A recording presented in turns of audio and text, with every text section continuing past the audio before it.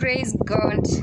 I'm Joyce. I'm born again and I love the Lord as my personal Savior. This evening I'm so glad because I know the Lord is doing great things in our lives. So today I want us to continue on the topic of prayers, and I want us to look at why we pray. And let's read in the book of Ephesians chapter 6 verse 12. For our struggle is not against flesh and blood, but against the rulers, against the authorities, against the powers of this world's darkness, and against the spiritual forces of evil in the heavenly realm. 13. Therefore, take up the full armor of God, so that when the day of evil comes, you will be able to stand your ground, and having done everything, to stand. And let's read also in 2 Corinthians chapter 10, verse 4. For the weapons of our warfare are not carnal, but mighty through God to the pulling down of strongholds.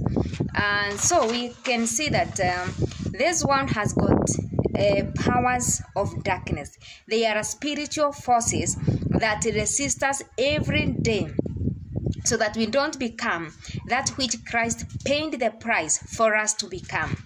And so, the Bible says that Christ came that we may have life and have it abundantly. And so, we are not yet there. If you are not living this life in abundance, meaning what? The enemy is resisting. So we have the enemy, as we have read, the forces of darkness, the rulers of this world, which resist us. And so we cannot fold our hands and think that we're going to enjoy life as Christ paid the price on the cross just like that, because the enemy will not let us enjoy it just like that. We have to put up a fight. And so God has given us the armor, the weapon to use to resist the evil forces of this world. And prayers is one of the weapons that God has given to us so that we can resist the forces of this world. And so we can see Jesus, being the Son of God, he prayed.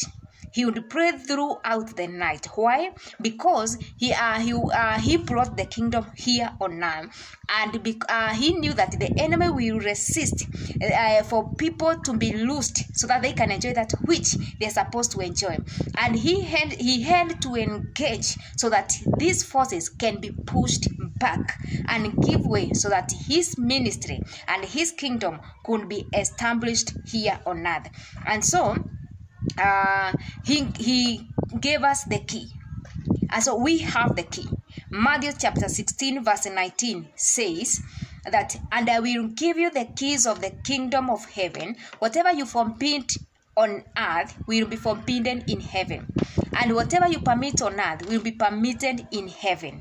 You see, the enemy of God's kingdom will not fold hands and allow us to enjoy that which Christ has already paid for us. He resists us using many tricks. He is he is the father of lies. He uses deception. He has deceived many people so that we don't become that which God wants us to become. He is resisting us each and every day so that we don't establish the kingdom of God here on earth, so that we don't live life in full. And so when we pray, we get the power to resist the enemy. One of the reasons why we pray is to acquire the power from God to resist the enemy. And according to 1 Corinthians chapter 4 verse 20, it says, for the kingdom of God is not a matter of talk, but of power. So when we pray, we get the power to enforce the kingdom of God here on earth. Number two, why we pray is for us to enforce the kingdom of God here on earth. And so if Jesus gave us the key of the kingdom of heaven, we have to enforce it here on earth. The reason we pray is to enforce the kingdom of God here on earth, so that what God wants us to be, we can be exactly that which He wants us to be. And so, number 3, why we pray is to stand perfect and complete in all the will of God. Colossians chapter 4:12b says that you may stand perfect and complete in all the will of God. And so, if we are to stand complete in all the will of God, we have to pray. It is one of the reasons why we have to pray, so that we can be the will of God. God has created us with purposes in our life, and for us to see these purposes fulfilled here on earth, we have to engage in prayers. Because when we pray, we get the power to push the enemy back, so that we can be that which God wants us to be. So if you have issues in your life that don't represent the kingdom of God, they are not glorifying God, you know that you need to enforce the kingdom. That thing that is making you cry, it is not the will of God. And so you have to engage in prayers, so that that situation can give way. That enemy, those evil forces in darkness that are working behind the scene to make you cry, can give way. So you have to pray. If you have teenagers that are misbehaving, that enemy working behind the scene must give way. You have to engage in prayers. If there are issues, the enemy has attacked even your marriage, the enemy working behind the scene must give way. He is the one to pack, not you. The enemy must go.